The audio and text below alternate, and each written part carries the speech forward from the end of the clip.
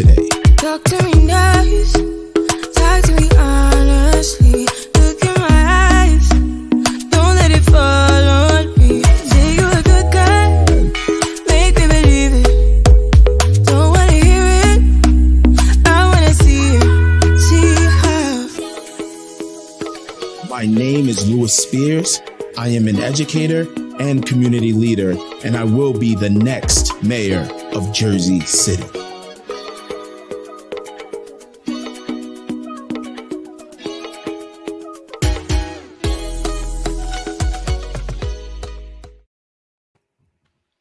Good evening, everyone. Good evening. Brown Brilliance here. I'm so excited to be back with you. I know you guys missed me so much last week, but Shelly did an excellent job moderating last week. And so I'm excited to be back here with you guys this week for a very special Town Hall edition. Thank you so much for joining us. So, tonight is going to be really interesting. We're going to hear from the independent candidates and, people who are really invested in Jersey City and want to see it be a better, safer place for us to live. And so right now, I would like to welcome our future mayor, Louis Spears. Hi, Louis. Hello. How are you, Miss Brown? I'm okay. And I'm also good. joining us at the moment is at-large candidate, Miss June Jones. Hello. Happy to be with you. Good. How are you? I am good. Hey. How's everything? Good people. Good. All right. Joining us. This is our Ward F independent candidate, Frank. Cool. So I'm trying to see who's out there joining us as we wait to see who else is going to fill in at the moment. But what viewers do we have joining this evening? I'm curious to see. We have our regular folks, who pop in with questions, and it's exciting to have them here. We have our regulars who show up every week. But as we're waiting, let's talk a little bit about what's going to happen here. Hi, Tanya. So Tanya is here. Tamika Borum is here. Elisa French is here. Beth Collins. Hi, Beth. Thank you for joining us. Nice. So we got our regulars in the building. Beth Collins is a new name for me, but we're so happy to have you. So really quickly, I want to just talk about what's about to happen tonight. Some voters, 3 voters from the community are going to be popping in and asking some questions. Candidates, you guys have 3 minutes to answer. Mr. Frank Gilmore, you have 3 minutes to answer. And so you will get a timer, to let you know how much time you have left. But, you're a talker. It's all good. But don't be offended when I remind you about the time. How are you feeling this evening? I can't complain. I'm breathing. I'm glad to be here. Thank you for this platform, for allowing me to speak to the people. Feeling great. How's everybody feeling tonight? Very well. I would like to know, how's the campaign trail for all of you? How's that been going as we're going into this final stretch? The campaign trail is it's very busy. It's a lot of work, a lot of hard work, a lot of dedication. And it's just about doing the work. So for us, our campaign trail, we're just working every single day. Not taking anything for granted, not getting too high when everything is going our way, not getting too low when things are not necessarily going our way, just staying even kilter. And that's how we're running the campaign. I'm fortunate to have the support of a great team, mostly females. And I'm just happy, and I'm excited to see the results on November 2nd. Absolutely. Ms. June, tell us about the campaign trail for you. How's it going? What are some highs? What are some lows for you? It's been a learning experience for me. I'm happy to say a good experience. I'm learning a lot from the residents. Some things that I've already been aware of in being in tune with the community. as I've worked in the community for the last 30 years, and some new learning experiences as well. And I am planning to use um, those experiences, those concerns, those suggestions of the people, and in twine them in a positive service for the people. Um, it's interesting when people say things over and over and over again. You get it, and you learn what's important and what you need to prioritize during the process. I'm happy to have people that believe in me, that are supporting me, and helping me every day. And when I become victorious on November 2nd, I plan to implement all of these plans. Nice, nice. Good to hear it. Just a couple of more shout outs. We have Cordell McMillan who's viewing with us, Phyllis Thompson, Jillian. Hi, Jillian. Terry Rogers is also here. And currently joining us, we have Chris Gasson, who's also an at large candidate. Hello, Chris. How are you? Hey, good people. How y'all doing tonight? It's a great group of people to be a part of. We're excited to have you. How's the campaign trail going for you? The campaign's going all right. It's different, especially running citywide. Being a former ward council, it's a little bit different because now you have to expand citywide. But it's been great. Having some fun. We dropping videos. We're just having a good time right now. Cool. Wait, so you're not gonna ask me how the campaign trail is going?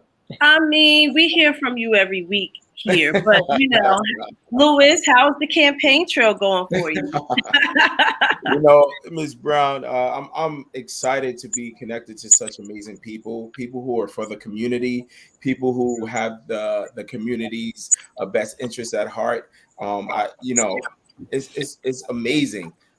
Going door to door, connecting with folks, canvassing, phone banking, sending emails, all of that is all growing pains. But it's a lot of fun. And I'm excited about November 2nd and winning this election. Awesome. So are you guys ready for your questions? You guys don't sound excited. Are you guys ready for your questions? Yes. So our first voter and community member, Jay, Darren. Hi, Jay. How are you? Good evening. How's everyone doing? Good. They're doing all right. So, Jay, before you ask your first question, can you tell us a little bit about who you are, what it is you do, and then you can ask your questions? Well, again, hello, everyone. My name is Jay. I've been a resident here in Jersey City predominantly all of my life. I host a podcast called For the Stress Podcast, which speaks on local news, community events, creative endeavors. Louis has been on the show. So I know I talk a lot about what's going on. I've been following the race very closely, so I'm very happy to be here. Yes. And what's your question? Okay, my question for the independent ticket is, what are y'all plans for Black and brown businesses on the Hill? I would like to direct my question at Mr. Gilmore first, since he's running for Ward F.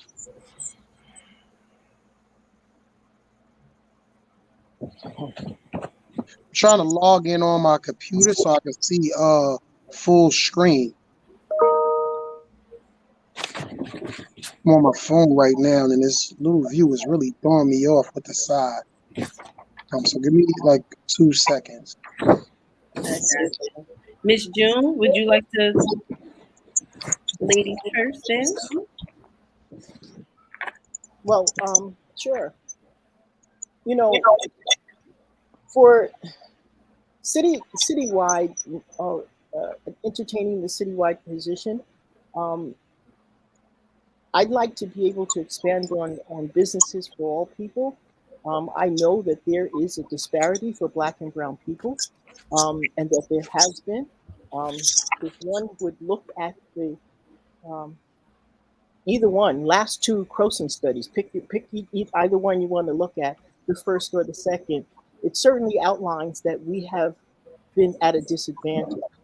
The first one, undoubtedly, and then of course we decided to do a second one, which pretty much told the same story. I think the numbers on the second disparity study is a little screwed because it allows an entity of another group of people, which is the LGBTQ population. And but to answer your question directly, I think that it would. There are a number of things that we can do to entertain the growth of opportunity for businesses. One, for sure, for certain, set aside. Um, Depending on the area of business that you're looking to grow. My specialty, and I'm a serious advocate for development and construction because I do affordable housing. And to speak for that specifically, um, if we had more apprenticeship programs, if we had more incentive programs for developers to hire local resources, local people to put in those positions, that would be a great start. Jersey City right now is booming in development. And if you walk at the sites and see the sites, there's not a whole lot of people that are Black and brown on those sites.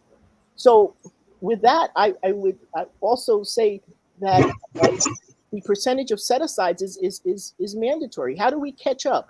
How do we build on generational wealth if we don't have the opportunity to start somewhere? I think that it is important for the city and me as a council person to institute those types of programs that would be mandated. And then in all of this, because it's talk that we talk about all the time, there has to be a serious monitoring system. And the monitoring system has to be with us because we can say whatever we want to say and do whatever we want to do because these sound bites sound good. But if you don't have people that are monitoring and reporting accurately, then the project doesn't work. And then there has to be benchmarks and people that are accountable for the results of what we put out there and the results of what we receive. Um, so I guess like Job, you can ask the question again. I heard what you said, but I just want to make sure I'm hearing correctly exactly what you said. So if you could repeat the question for me.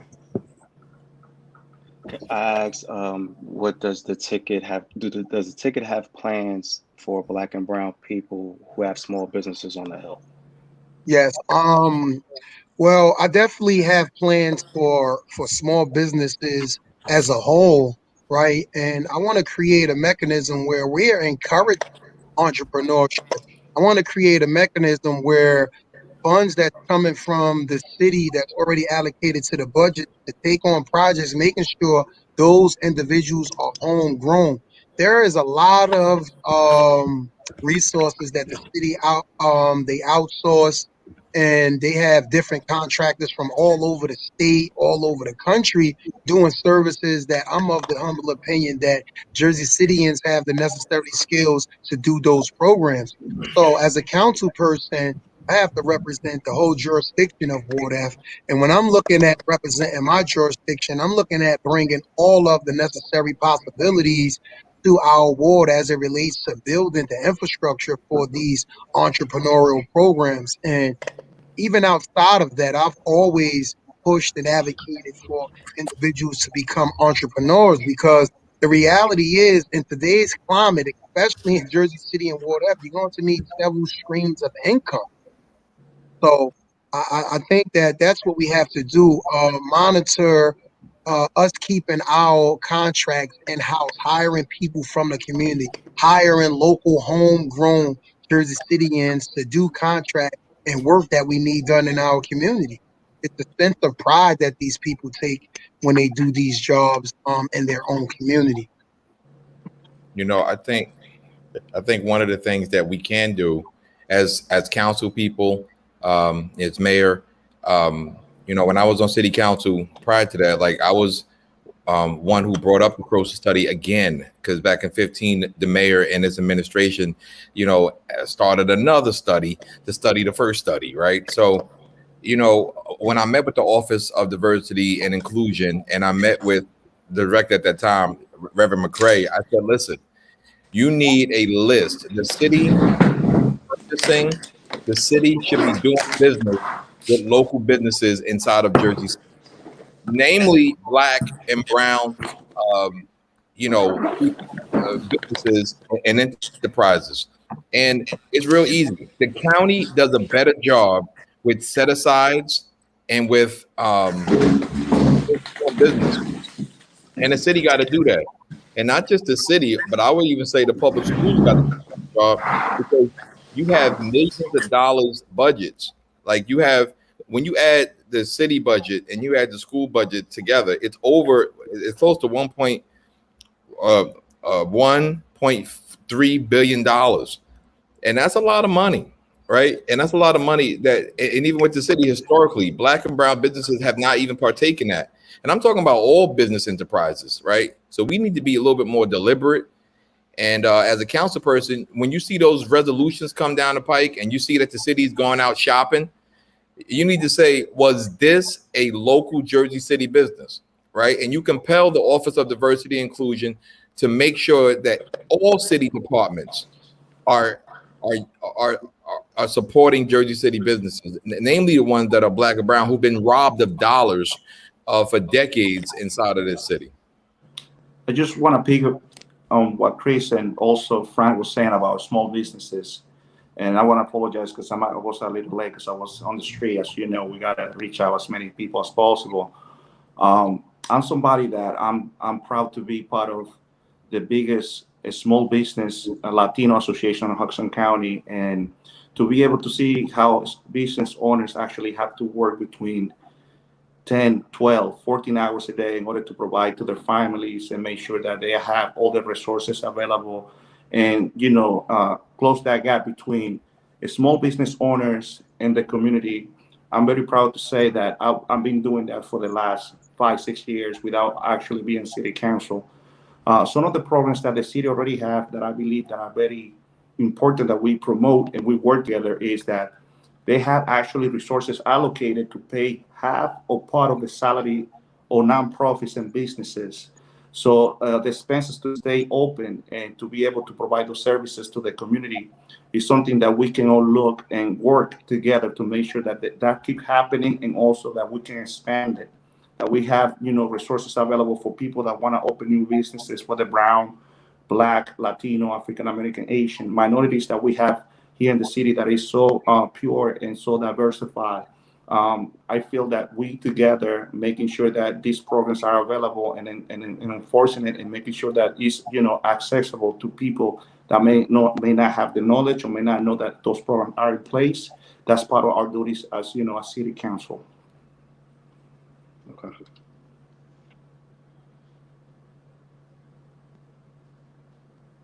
I think I know they go on, but Jay, I also think that the city can make sure that and the council people can make sure that these opportunities that come before us, that they are given equitable. The RFPs are instituted. Those are requests for proposals, so that and with the set aside and trying to make it an equal and balanced this system for those of us that have been disparate in the years of disparity, perhaps giving them a few extra points on a measuring system, particularly if they're Jersey City lifelong residents. RFPs are very important because it also ensures that perhaps the opportunities aren't just going to family members and friends, opposed to qualified, resourceful people in Jersey City. It is important. I think that Jersey City has a lot of resources and they have a lot of skillful people, and we ought to be using our resources first before going outside the house and outside the family to fulfill the needs of our community. No, absolutely. And just to reiterate, to sum it up a bit, small businesses they are the engines of the local economy. So it's just important that we support local businesses in general, but on the hill, particularly the black and brown businesses, right? Like they're typically the only spots that we could get certain things from. Like I getting black soap, right? I could get it from over here because I know the people who have it, and that's what I use, right? For example. And so it's very important that not only the short term that we examine our office hours in the city, right? So that our people could connect to the resources and to the individual and to the entity that could provide them with more capital, right? So when you compare JCEDC to HCEDC, the office hours are a lot different. So it goes to what Chris was saying, and to piggyback off of Miss June and Frank and Alvin as well, to provide incentives, right? That's the way that we can keep them afloat and really help them to continue to do business at a high quality rate. Okay. Thank you. I appreciate that, guys. Jay, do you have any follow-up questions? Uh, just one. What do you guys feel like was the issue? Like, what caused the disparity between other communities getting certain businesses and the Hill being, for lack of a better word, neglected?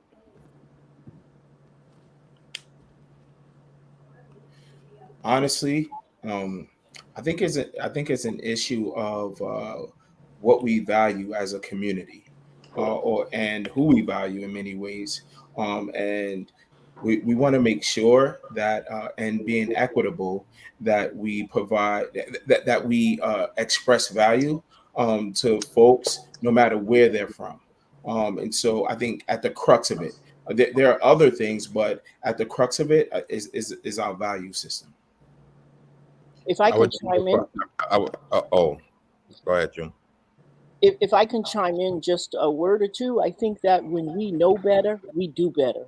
And in that particular case, for those of us that don't know better, we want a council person in our corner that can advocate for us and show us better. And that's the bottom line. I mean, there are things that are available to us in the city that you would never even know about.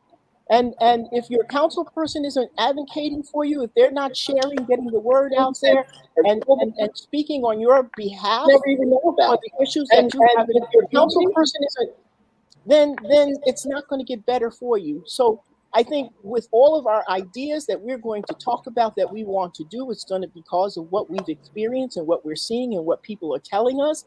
But the bottom line is that you need to have someone to represent you for all of those issues. And if they're not there to represent the people, then you need to pick somebody that will. I agree. I agree. Thank you, guys. I appreciate you answering my questions. See you guys at the poll. Appreciate you all. Thank you, Thank you. Jay. Thank you. And so just a quick reminder, candidates, can you please go on mute when you're not speaking? And at this time, we're going to take a quick commercial break, and we'll be right back with the next question. The best part of this entire process for me is a chance to meet you all.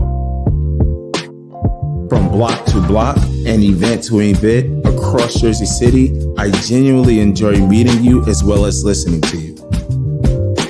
I listen to your concerns and the expectations you have for our city's leadership. I listen to your stories about the city you and I both call home and love. I also listen to your suggestions on how where you live can be better. Listening to you helps me connect and understand the communities I enjoy serving. So the next time you see me out and about, say hello.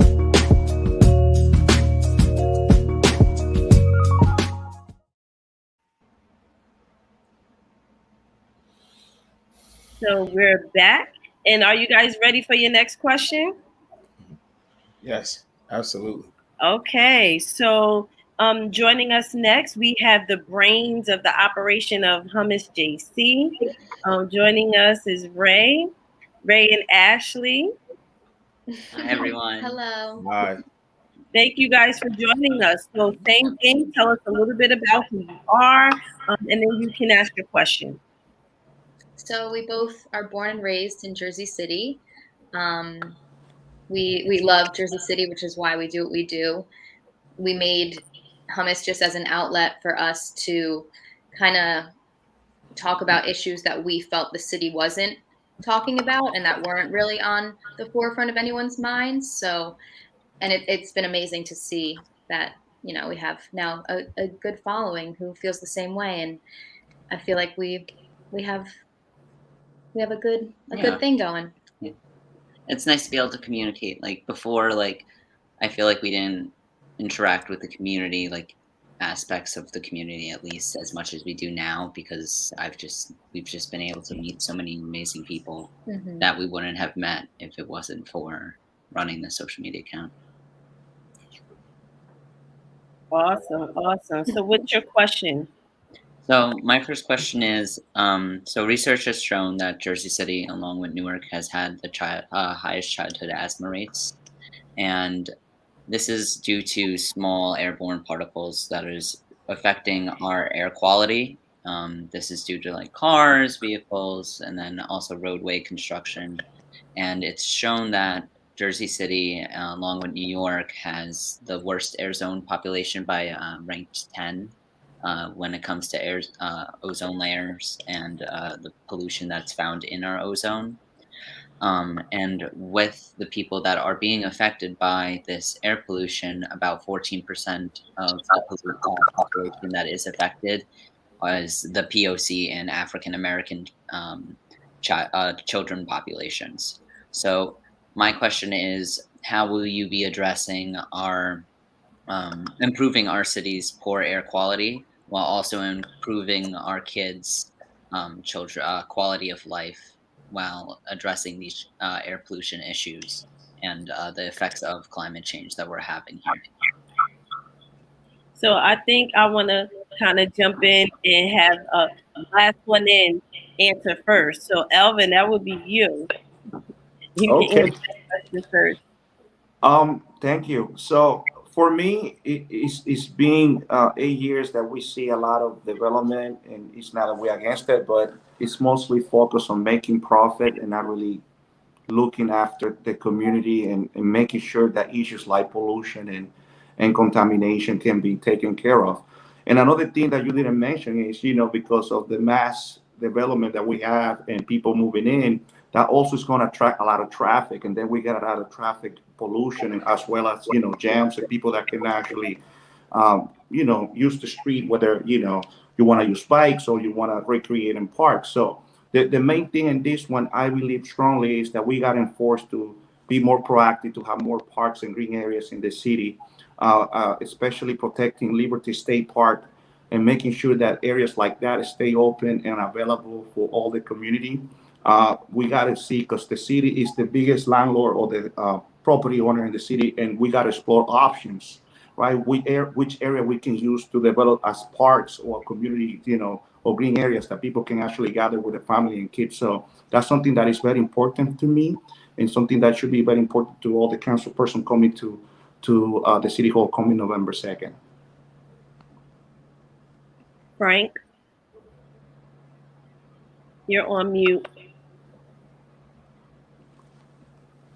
Hello, can you hear me now?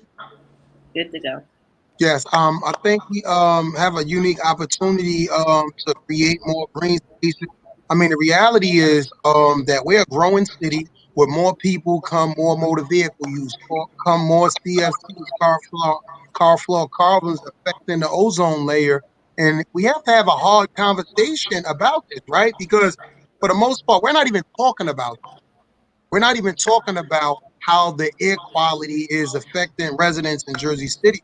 And this is why we always in the business of pushing responsible development, making sure the infrastructure is conducive to the development, coming, pushing for more green spaces and things of that nature. So the reality is we have to have a real heart to heart on how we can address air quality pollution. I'm of the opinion that if we had more electrical cars, that would be a mechanism to decrease air quality. If we had more green spaces and take advantage of the green spaces we had, i.e., building more trees and things of that nature. But the reality is, the current administration is not even discussing this. They don't even have plans for this. This is a problem that doesn't even exist. But I'm grateful that you proposed this question and brought this problem to the forefront because it is a real issue. In fact, I come from that same community who's very susceptible to being inhaling this poor quality of air. So it's something we have to take a long look at and a hard look and create a plan where we can at least reduce the air pollution and the quality of air here in Jersey City. Chris? Okay. Um, I look at it. I don't know. I mean, like I look at it twofold. I agree with everyone is saying because you need green spaces and things like that. But I just think that people's habits also have to change. Um, I think as homeowners, we can do a lot. As far as like I mean, just doing the basics like recycling and weatherproofing our homes and things like that. I think that the city needs to just do a better job of public transportation so people won't have to drive and a carbon imprint wouldn't be as much. I just think that we can just do a lot of things. I just think that new constructions need to follow certain green standards so that they can be more water efficient. They can use more energy efficient. I just think that there's a lot of things that really has to be done. Um, Everything from dieting, the food that we eat, less waste, um, things energy efficient. Taking out plugs, turning things off. Like all these things add up. But I just think that going back to how we construct and how we build this city, and a lot of metropolitan areas are just concrete, right? So there's no place for water to drain. There's no place for just for things to be absorbed. I mean, it's real basic. Like, I mean, they teach you this in ecology, where they start saying that trees take in carbon monoxide, the dioxide, and produces oxygen, yada yada. Right. So we just need to just do the basics, plant more trees, plant more green space. Sound like children are interrupting our meeting. And I guess I mean, that's a virtual reality that we're in right now. But no, it's all of the above, all hands on deck. Love you. But I'm sorry. The kids are going to bed right now. So they're like, all right, love you. Bye, bye, bye. All right. So, I agree with all of you. I would love to start initiatives around, planting trees and, grass and yards, tree canopies, all of those things that are important to ensure that, that sustainability practices are in effect, especially with businesses, right? Um, and even when I think about air quality, is a health issue, and there's also an environmental issue, but it's also a social justice issue, right? And so when we're thinking about, because it's affecting certain parts of our community rather than others, and so when I think about that, equity comes to mind as well, and then we have to do more around ensuring that even with our big businesses that they are responsible for the whole ecosystem and not just building a building, right? Like not every open space needs a building. So just ensuring that systems are put in place, structures are put in place, ordinances are designed with these issues in mind. That's the way that we should go. And Miss June? I echo the sentiments of everything that was said. There is in some cases some disparity in where we live and the things that we have to endure in our neighborhoods as well. that makes the quality of life and the air quality bad. You know, in living conditions, as Chris just mentioned, you know, some places and some landlords are so horrible in keeping up standards that asthma and other respiratory illnesses are transferred through rodents and bad um, living standards. You know, some people have mold in their apartments, and it's not because mold doesn't exist or it doesn't happen after water grows. It's because landlords are horrible, and some are just allowed to get away with doing nothing for their tenants. Um, I think that we need to plant more trees, particularly in Ward F, because not only do we worry about the air quality, we're worried about the heating of the area. I just learned recently from Sustainable JC how hot the neighborhood becomes because we have no trees. Simple solutions like that are really, really, really important. And if you don't know that uh, asthma is because most of asthmas are because of or is worse with people who live around highways and high traffic areas. um, those things need to be looked at as well. As a retired respiratory care practitioner, I have to tell you that we had serious issues, children that have to cross the highways to get back and forth to school. You know, things that the environment, just because we live in bad areas that don't provide green space, decent housing, responsible development, and responsible landlords, increasing those incidents of asthma attacks and other respiratory and pulmonary illnesses. And I think that for those in Ward F, you know, when we talk about educating people, these are some of the things that we have to talk about because our quality of life becomes bad because of it. And sometimes we don't even realize it's the living conditions that we are in that makes it all the worse. I echo the green space. I echo, especially the combined sewer system. You know, in Jersey City, we have such a terrible infrastructure. And with all of the infrastructure, with all of the development that is going on, you would think that you would look at the infrastructure first to make sure it can maintain the powerful boom of this development that's going on. And we're just now getting to a conversation of talking about combined sewers, you know, the overflowing. And every time those sewers overflow with the combined overflow of drain water and combined sewage, we ought to be thinking about if it's affecting the drinking water that we actually have in our area, particularly since we're so close in some areas to the waterfront. So I just say that there's a lot to look at. Our issues that we have to look at, not only with the obvious stuff, but these are some things that we really need to take a look at because our health and our children's health are at jeopardy if we don't. That's right. Absolutely, absolutely, Miss June. Thank you for that. So, Ray, I saw you smiling, right? Because I know that this is a passion of yours. We were Yeah. talking about the water, you know, the health of the drinking water for the community. Do you guys have any follow-up questions? You can ask two candidates to elaborate or, you know, give more detail if you have a follow-up question. Should we do this one? Yeah. we'll do that one. Okay. So a few weeks ago, Jersey City once again saw the effects of climate change firsthand when we were hit by Hurricane Ida. Damages caused by the storm are estimated to cost over $34 billion. Due to Jersey City's poor stormwater management, many communities are at risk for sewage overflows and extreme street flooding. With an expected increase of these detrimental storms, how do you plan on changing the city's infrastructure to lessen future stormwater damage? Do you have any candidate in particular you would like to answer that? Let's start with Lewis. Gotta kick it off.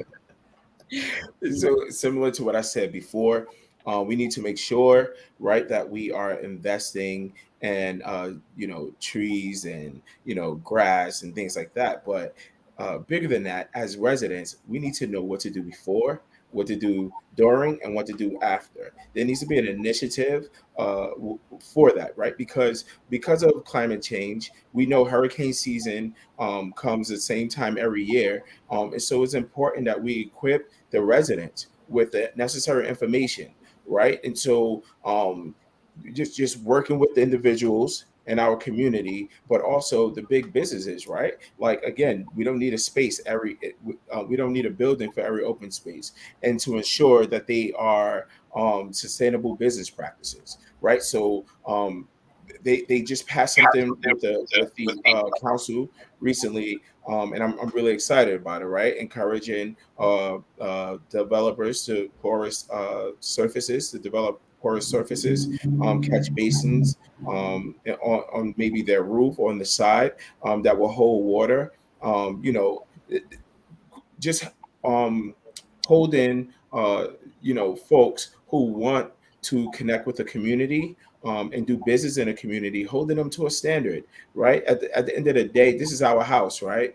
And we shouldn't have to kowtow to developers and and ask for permission for things. When they want to develop here, we should set the standard and hold them accountable to the larger ecosystem, right? So you're not just building your building, but you're also focusing on floods. Like if you're in a flood zones, ways to prevent that. Transportation, right? Holding them responsible for those things, holding them responsible for the fact that schools could be overcrowded, right? How are they going to support school systems? So this is a larger issue, and I kind of derailed, but that was basically what was on my heart, man. Any other candidate you would like to ask? Janine, I would jump in. I would ask June, but June already. Chris has some. Let's go for it, Chris, and then we'll go to June. June is eliminated from the question because she already knows my answer. Go ahead, Chris. And if Frank wanted to say something, he had to unmute himself because he's talking a lot of smack back there. No, but I just think a sewer system as antiquated as Jersey City has, it just needs to be updated. And so, what happens are projects, large scale projects like Bayfront and certain degree other projects. So they get bonds, and they bond to improve the infrastructure of that particular project as relates to sewage and everything else. But Jersey City needs a complete overhaul. In the last couple of years, the MUA has done work in order, to help the flow of water. But I don't think those efforts are working because, we're developing the city rapidly, and with more density, it brings forth more usage, right? And it also puts a strain on our system. So we have to really make major investments. And I'm quite sure people in Jersey City, if they knew that investments, they had to pay for them, they knew that they had to invest hundreds of more dollars in their tax dollars to help get that done, they should do that.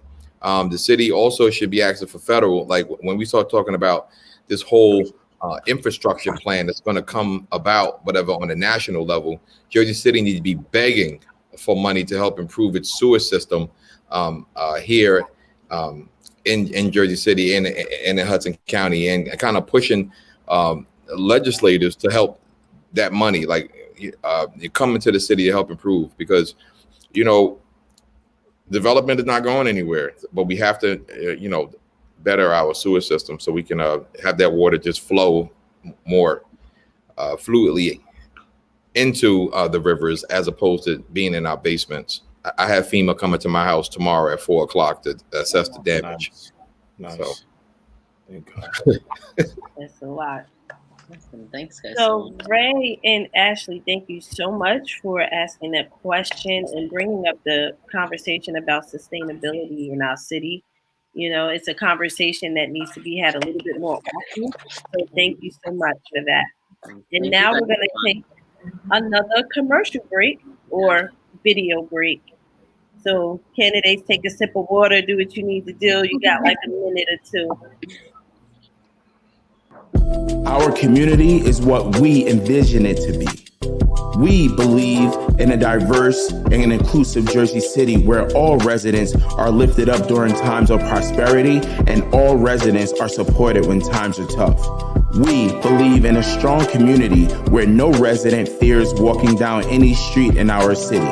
We believe in a world-class education for our kids so that every child can thrive in life and in the professions of their choice. We believe in transparency in government with all public employees acting as public servants for the greater good. We believe in economic opportunities for all adults in this city to be able to thrive and to earn an honest and fair living wage. And united, we are the answer to achieving this vision. On November 2nd, vote Louis Spears for Mayor of Jersey City.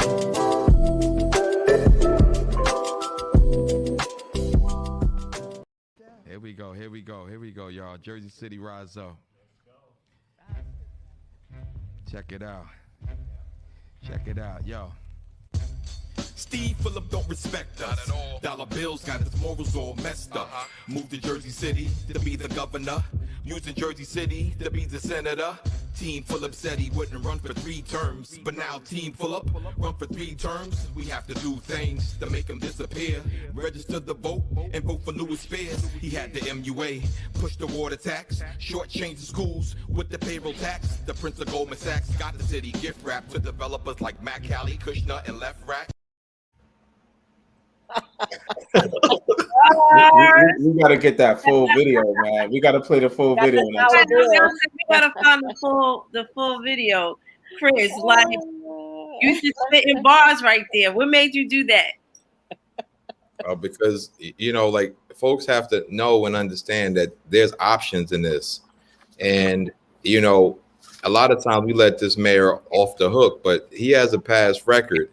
And so the purpose of the song was to really talk about that record, talk about the options that Jersey City have, you know, with Louis Spears, getting young people registered to vote, talking about why this the city council needs to be a little bit more independent. And, you know, that's the purpose of the song, to kind of like have folks just come together for this election, because we need that. We need Jersey City to rise up.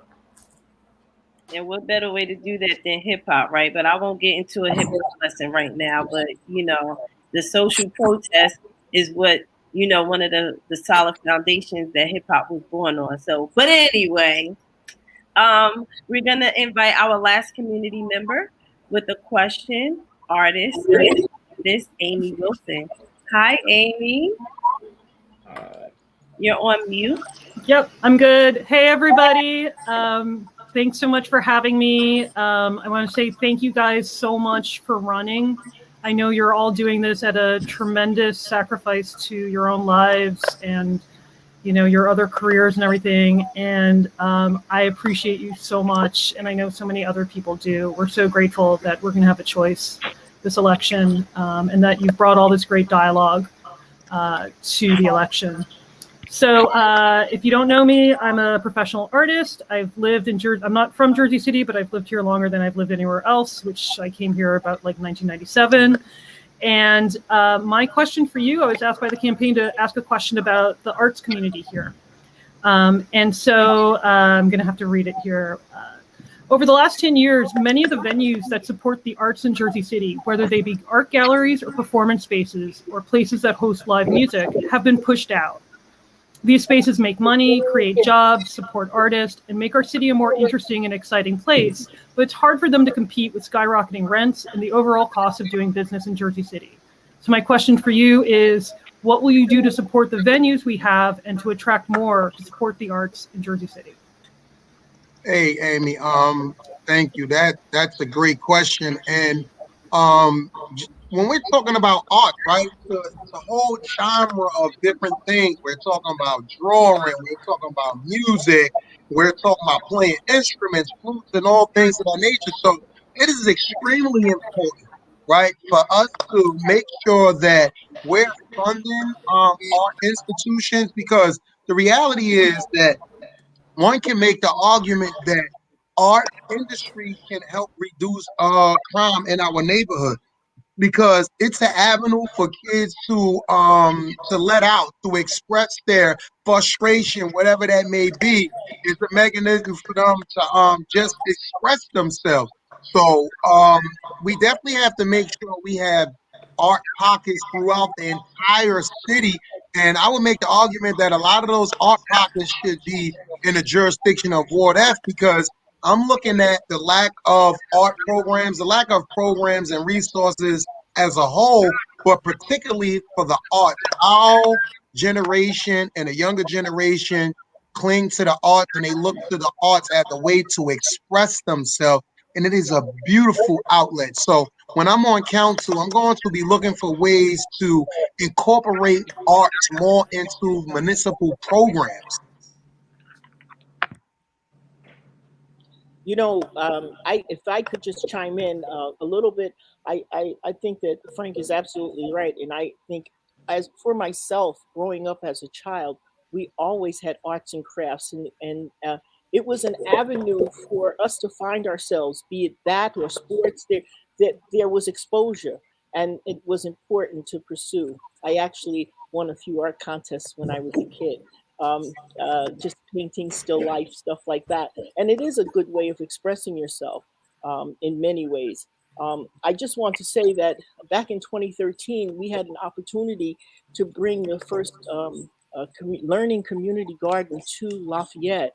It was a beautiful, beautiful garden, and it grew more than just vegetables. And the highlight of that garden was our mural on the wall. And what happened was that I learned that there was a lot of underground artists who did graffiti in the neighborhood. And they got together and they did a wonderful, wonderful mural, and they incorporated greenery into it. And I just bring this up because it led to the mural program as we know it today. And some of those underground artists are now outward and doing really, really, really well. I won't name them. I don't know if they want to be named as underground artists who are now they're flourishing in the neighborhood. What it did was it led to us asking for more walls for the artists to paint on, and then of course in the change of the administration program, we have the arts mural program today. But I just say that to say the paintings that we talk about with people in what they do in their expressions are now admired by the same people who thought that the work that they did before, what we knew as graffiti, was not something positive. Just want to add from June and Frank that when we encourage our kids to do art and we, have that option, many wonderful things can happen. It's sad to see that the administration decided to bring a museum for French, a Pompidou Center, that is going to take $12 million of our budget, that is not going to be invested on the local artists that we have here struggling and all the different recreation venues that we can actually get together and provide to our community.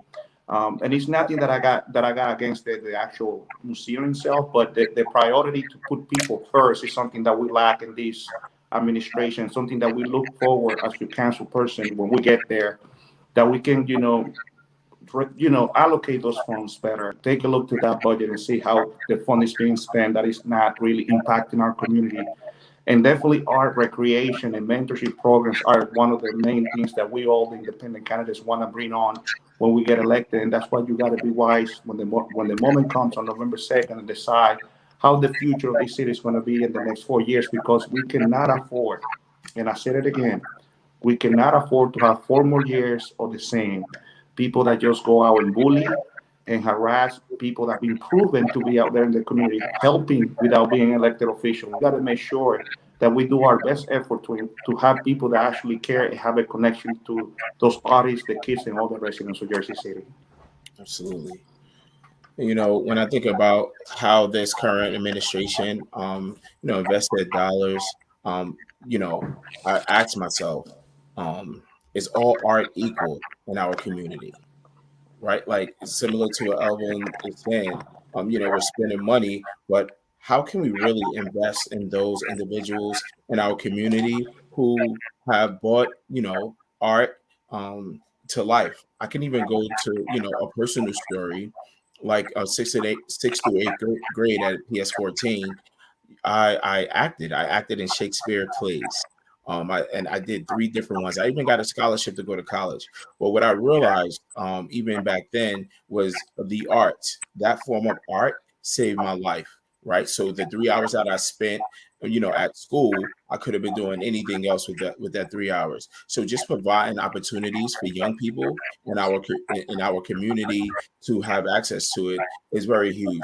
And not just young people, right? We're talking about adults who have an appreciation for art, and giving them a space to really showcase some of the things that they've done. And under the Spears administration, we're going to ensure to have like studios and maker spaces in each of the wards. And then do cool things like partner with schools and nonprofits so that we could complement some of the curriculum that they complement the curricula that they have already.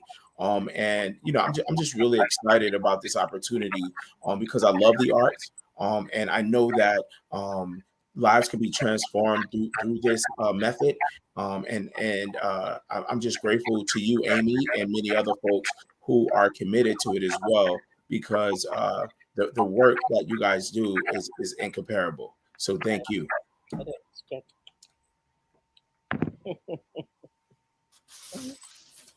Chris, did you have a chance to respond to the question? No, I mean, I agree with everything that everyone's saying. I think you have to prioritize. And, just imagine, what the Art Council could have done, with $12 million, $14 million, right?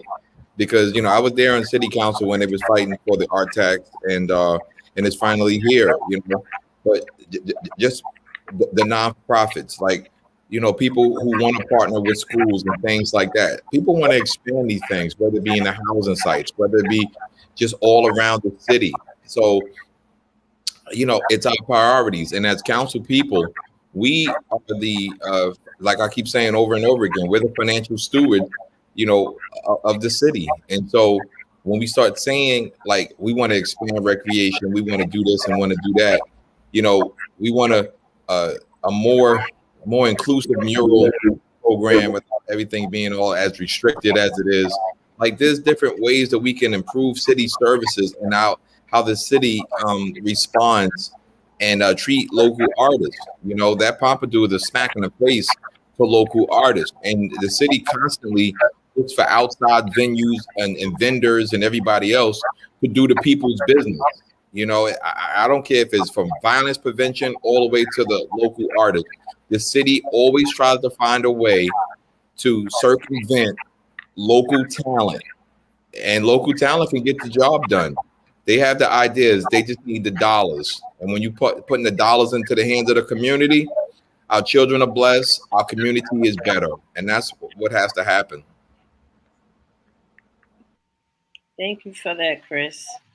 Amy, do you have any follow-up questions? You can ask two candidates. I guess the only follow-up question I have regards the art tax that Chris brought up, and I think Lewis brought it up as well. So for the first time ever, the city has instituted this art tax, and they've taken in a bunch of money, and it's just sitting there. And we have artists in Jersey City and art spaces that are really struggling, especially after COVID. And that money's not going anywhere. It's just sitting in an account somewhere. And there was no plan as to how this was going to be distributed. So I guess I'd be really curious to know if you have any ideas about maybe like the best ways to get that out to the community, sort of what steps you would take if you would, were you to be elected to start getting some of that money moving, because there's a lot of people here who really could use it, and the money's already there. See, yeah. And the thing about it, Amy, is that there's a stipulation within our art tax that basically says that fine, it can be utilized for local artists and things like that, but it also can be utilized budgetary wise too. You know what I'm saying? And that's the thing. So like this city does stuff, sometimes with the smoke and mirrors.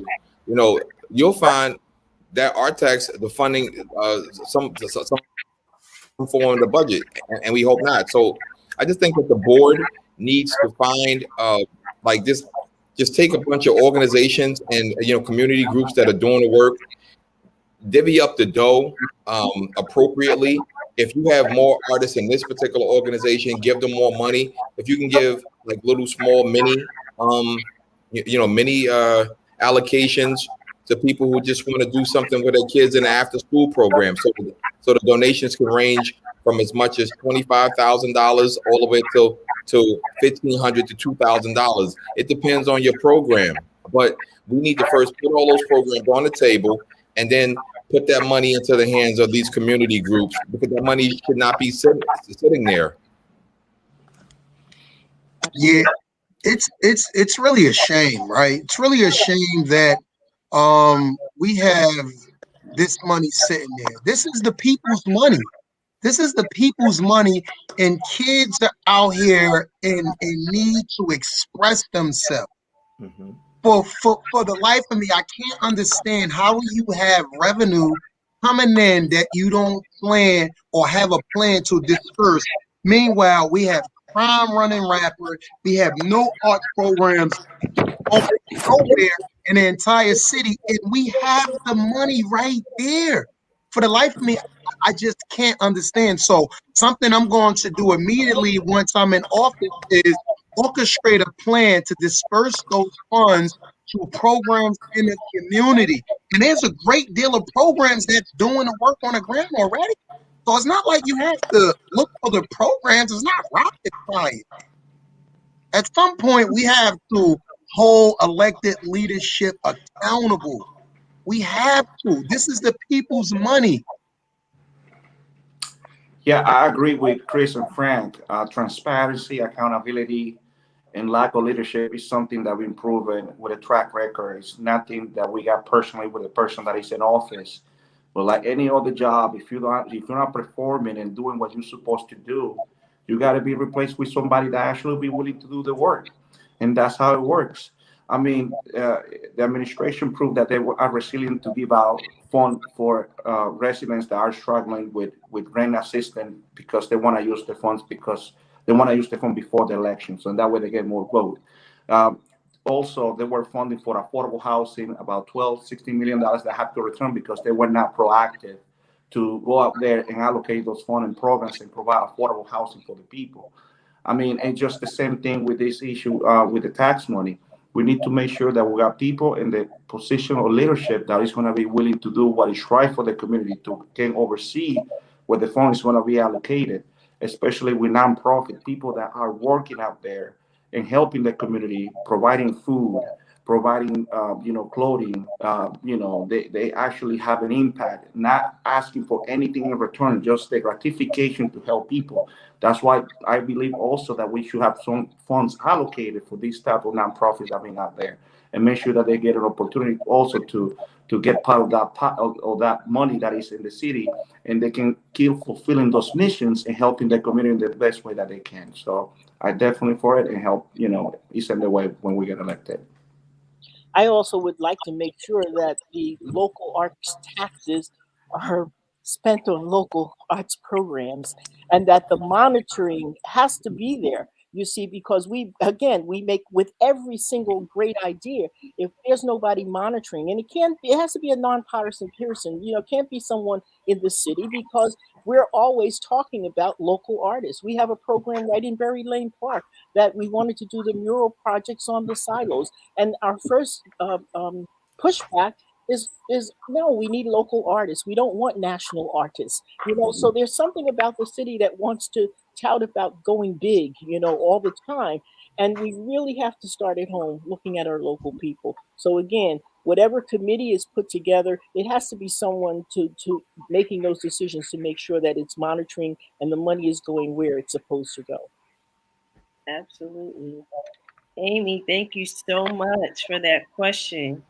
Thank you guys. Really appreciate it. Look forward to voting for you. Bye. We appreciate you too. Thank you. Yes, have a nice day, Amy. Bye-bye. And so I think we have time for one or two commenter questions, audience questions.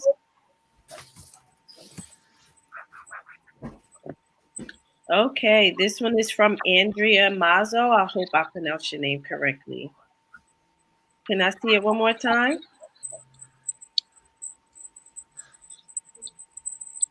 Communication seems to be a core issue in Jersey City. What are your plans to improve the infrastructure of communication among our community? So her Yes, question pertains to communication. yes. These questions are really unfair. I'm actually a communication major, so I know the nuance and importances uh, of communication. Communication is extremely important, right? And here's why communication is extremely important. Because what I'm saying and what I mean can be two conflicting things. There needs to be a direct line of communication. And with the current administration, forget the lack of communication. They don't even acknowledge you exist. They don't even acknowledge that there's real problems. So in this new Ward F, the new vision for the new Ward F, communication is going to be key. And the thing about communication, right? We can agree to disagree. But so as long as though we have the availability and accessibility to have that dialogue, to have that communication, it is extremely important that we are in constant communication with respect to legislation that's going to be passed, with respect to the disbursement of funds. That stuff is extremely important. And again, in the new Ward F, there's going to be a level of transparency, communication, and accessibility like never seen before. And that's what we plan on bringing. So, Andrea, communication is extremely important, and it's twofold, right? The recipient of the communication and the igniter of the communication is very important. Shout out to Rutgers University Communication School. Are you? And in general, right, we want to make sure that we use all modalities of communication, right? Right. So it's exactly what Frank is saying, and also ensuring that.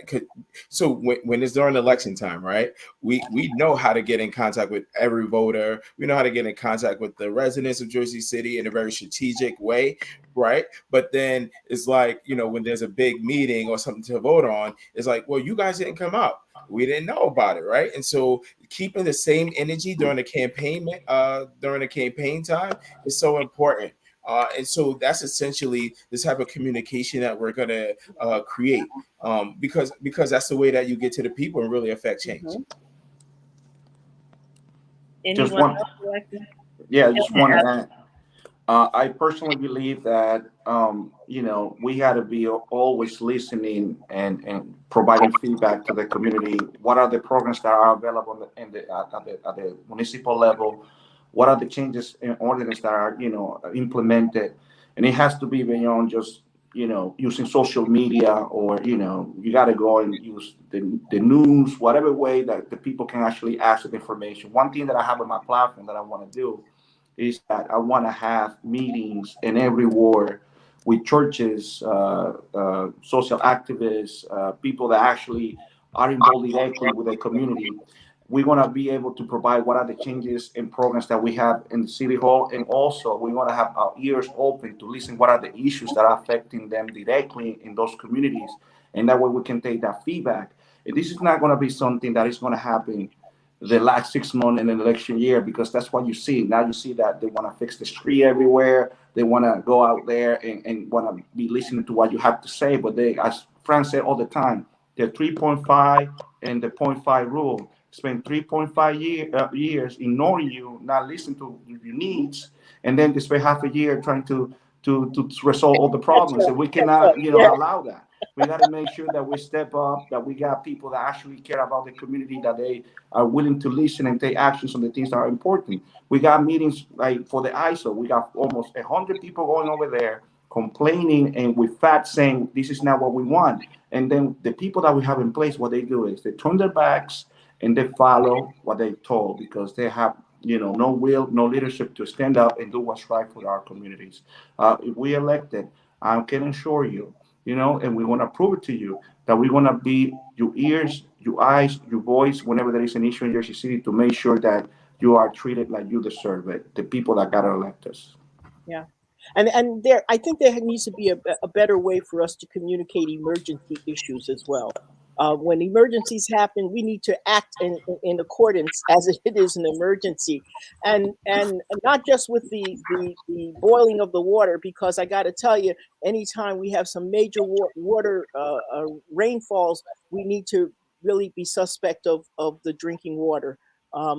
But if you would go back to what happened with the Hurricane Sandy that took place back then, and I know most of us are doing social media, but in that particular case, social media would not work.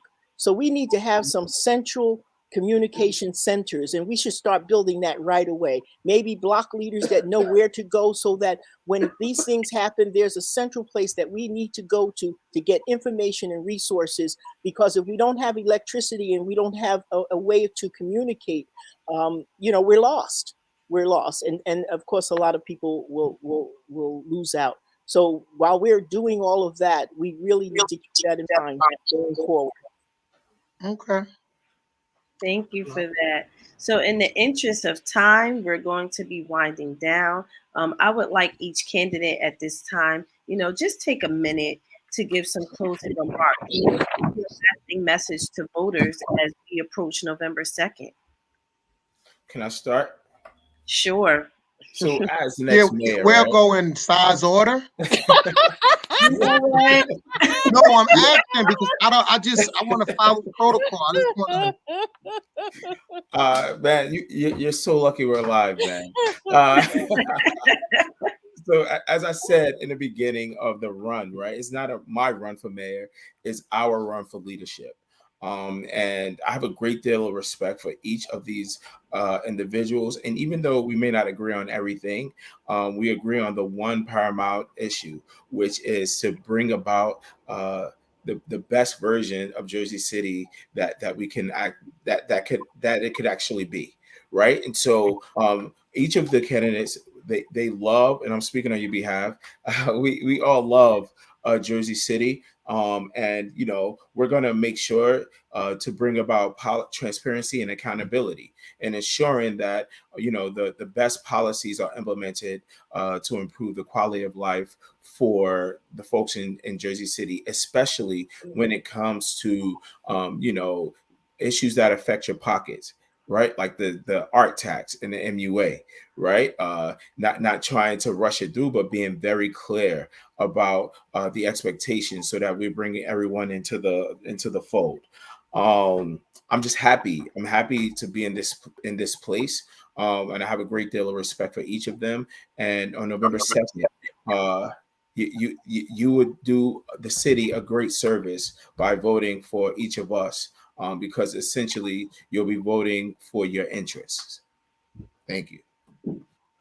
So are we really sticking to the order of size places? Might as well.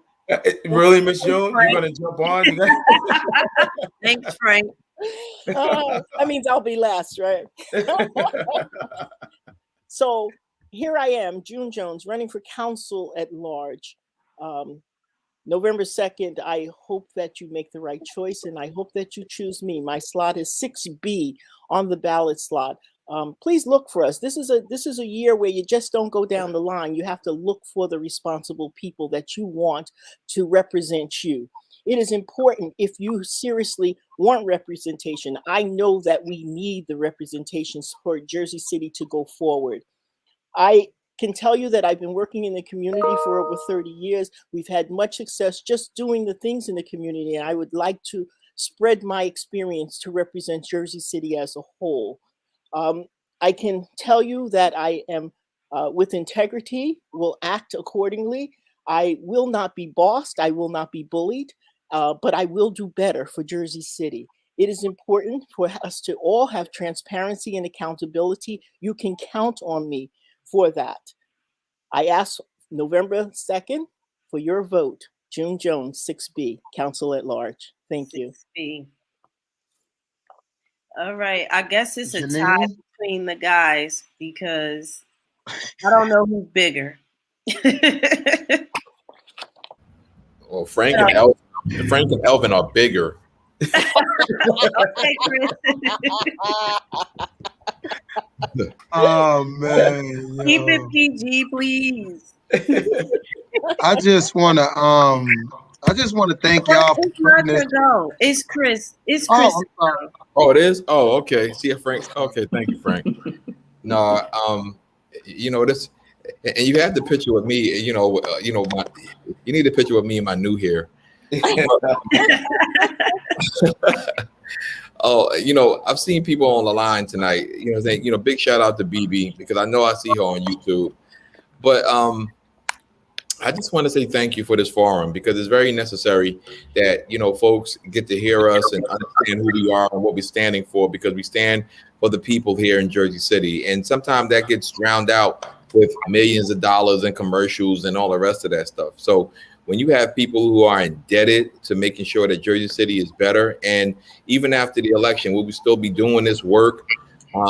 Even in elected positions, like we're going to be even better advocates than who we're actually running against. And I'm not throwing shade or just throwing light or anything, but you will get a level of transparency and a deeper commitment to Jersey City by electing all of us here on this medium tonight. So that's why it's very important to elect people who have your best interest because we care. And I would even no, I ain't even go that far because that they call that sneak dissing. But I'm gonna keep it. I'm gonna keep it real. You have people with a vast amount of experience on this call. You have an educator, a former councilman, and myself asking to be back on that city council. You have somebody who's been fighting. You have an activist and a person who stands up for youth, and Frank Gilmore. You have a person who promotes businesses and help to build up Jersey City, economically with Elvin and just the HACA and the Commerce Association of Latinos. Yeah, then you actually have June Jones, who actually have the wherewithal to ensure that affordable housing is being built. You can talk affordable housing, but you need to have the person that is able to build affordable housing, right? And then you have Louis Spears, who dedicated his life to making sure that youth are better. He's educated. He's well equipped for the job. And I don't care how many times people start talking about experience and this, that, and the third.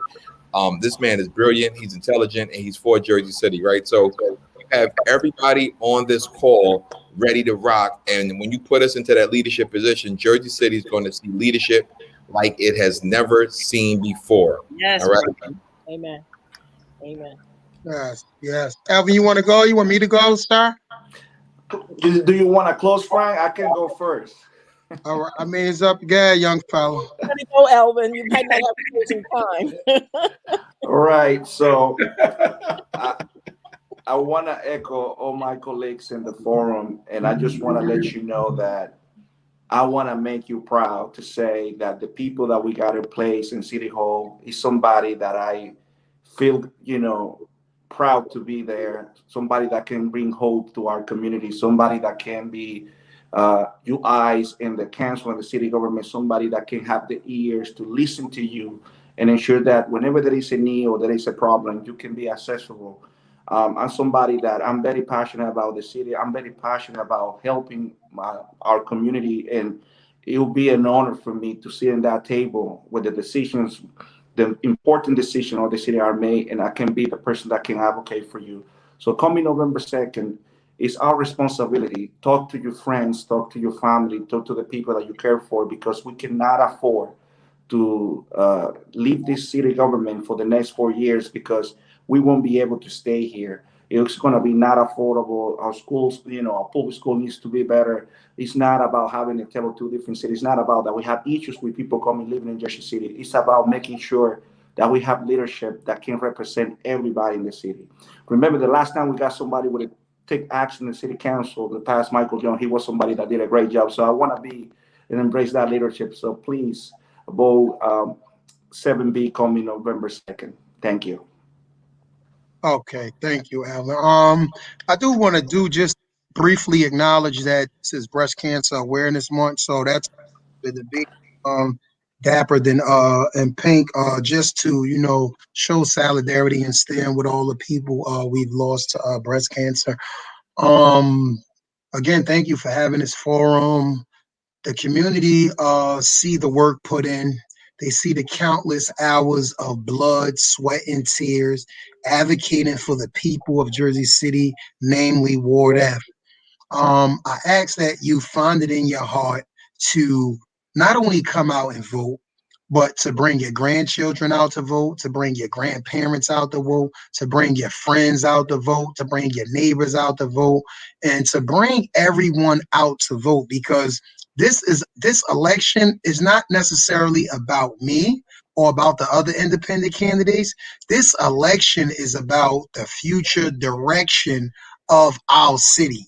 It's about being there and being an advocate for our most vulnerable populations. It's about being equally representative across all spectrums in local government.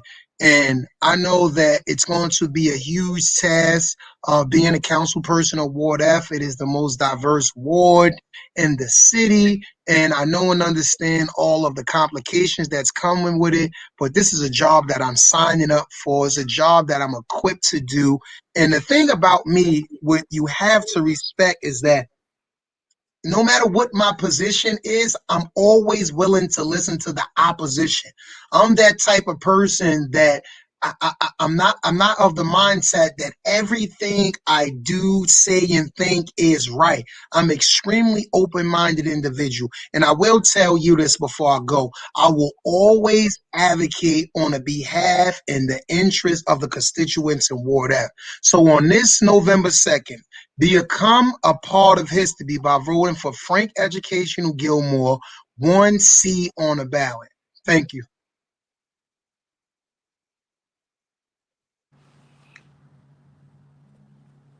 You muted, Janae. You're muted, Ms. Brown. There you go. There you go. So on that note, I would like to thank all of the candidates for joining us. I want to thank all the viewers for sharing the live, joining, asking questions, right? And it's important to know, right, that campaigns do not run themselves. They need money. So if you are invested in the future of Jersey City, please donate to their campaigns, sign up to volunteer. You know, the signs that you guys see, they cost money, the lawn signs, the posters, things like that. So, you know, the power of the people is great. And one last reminder, please don't forget to register to vote. The deadline is October 12th. That means if you are not registered by October 12th, you cannot vote on November 2nd. So if you have young people that you know who need to get registered, you know, this is united. We are the answer, right? So we are in this together. Let's get active. Let's get out here and let's get all 1, 2, 3, 4, 5 of these independent candidates into office. Thanks for joining us, and we'll be back next week. And on that note, we're going to roll out Chris's official video, Rise Up, and have a good night, everyone. Stay on to view so we can rock out.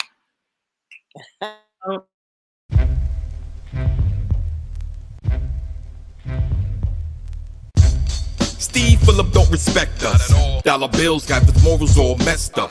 Moved to Jersey City to be the governor. Using Jersey City to be the senator. Team Phillip said he wouldn't run for 3 terms, but now Team Phillip run for 3 terms. We have to do things to make him disappear. Register the vote and vote for Louis Spears. He had the MUA, push the water tax, shortchange the schools with the payroll tax. The Prince of Goldman Sachs got the city gift wrap to developers like Matt Cali, Kushner, and Left Rack. Capitalists with the grins on their face while the working poor, they're all displaced.